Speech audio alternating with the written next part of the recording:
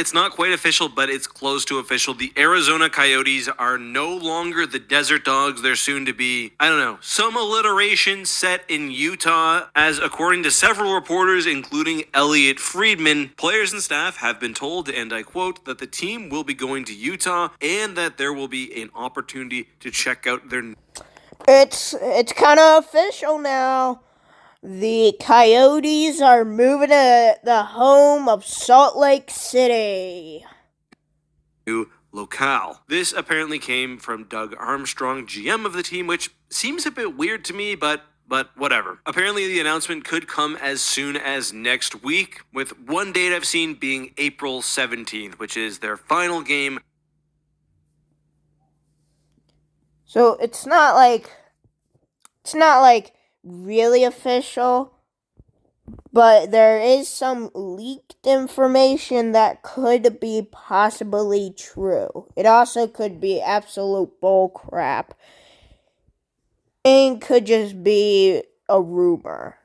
Against Edmonton. And I don't know, I don't know how to feel about this. On one hand, hockey in Arizona just has not been working, and I don't blame the fans for that. The team has not been good. The arena situation...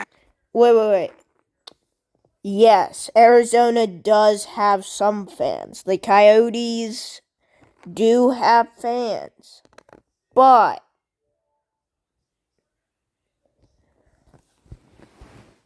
they might. I'm saying might because they could.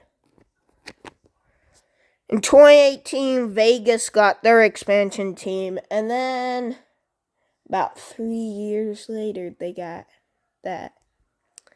It's been 3 years in the NHL. It's been 3 years of Seattle having an NHL team. I think next year we're getting an expansion team. Due to the 3-year distance of seeing 3 years of crack and greatness, Seattle crack and greatness.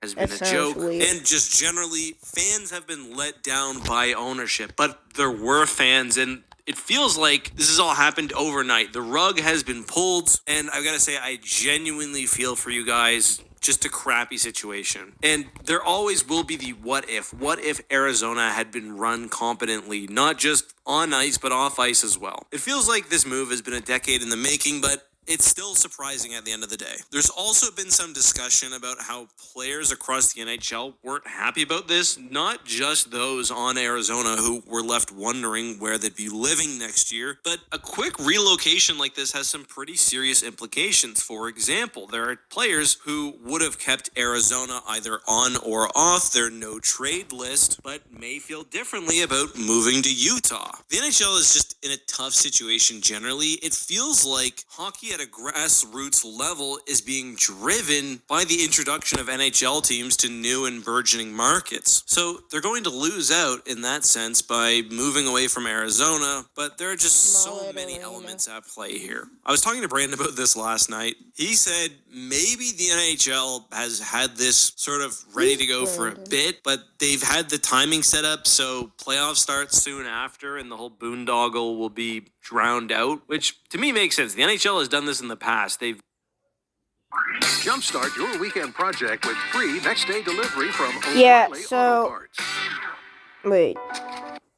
Blame the fans for that. The team who were left wondering where they'd be living next year, but a quick relocation like this has some to lose out in that sense by moving away from Arizona, but there are just so timing set up so playoffs start soon after and the whole boondoggle will be drowned out, which to me makes sense. The NHL has done this in the past. They very specifically target times to release information when there are big games or whatever else. Hey, shout out to Not Elliot VR _ is that what it is? Sure. Now, let me know your thoughts on that. And I also do want to thank you guys. I've been moving for the past few days. Brandon has done a couple videos. He did the Matthews one. Is that the guy that sounds like... Not that. Austin Matthews just won't That stop teasing us with 70 goals this year as he just scored number 67. TJ Brody he kind of sounds like he'd be creepy. Like, seriously. It sounds like if Eek went through puberty again. Don't take to the live of the blue line. He dumps down the boards. How do you take Domi that plucks it into out of the air and context? gets a quick pass to Matthews. He just rips it in the back of the net for old 67. Domi and Matthews have had a great little connection lately, and this one just showed it off as Domi just grabs the puck out of the air, just plucks it out of there, gets it to the ice in a second. He just already knows where Matthews Never is as he heard slings someone it to use him. the phrase "pucks it out of there." Like, that's not even like proper English. Like, takes it out of there, gets it out of there. Like, you can't use like pucks it out of there. It's not. It doesn't make sense. 67 in the bank now. Old Pappy passes Dave Keon for Who the third heck- on the Leafs. Who the heck's Pepe? Pepe? Who Pepe? Like, who the heck is he talking about?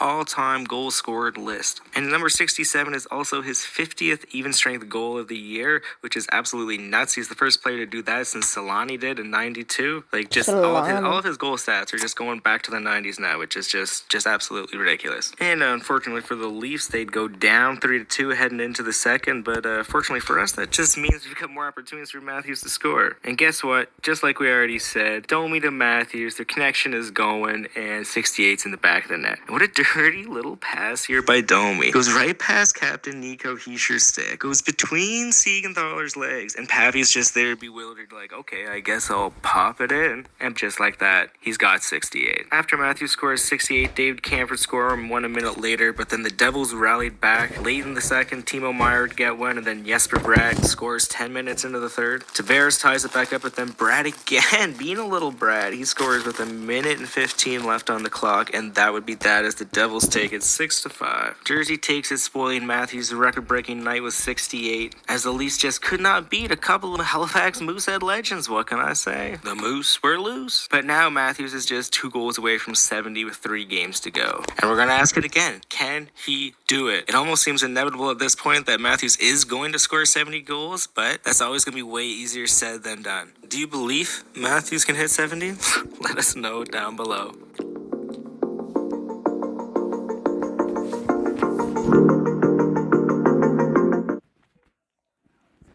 Wait, what if Eek is moving to Arizona? Or maybe Salt Lake City.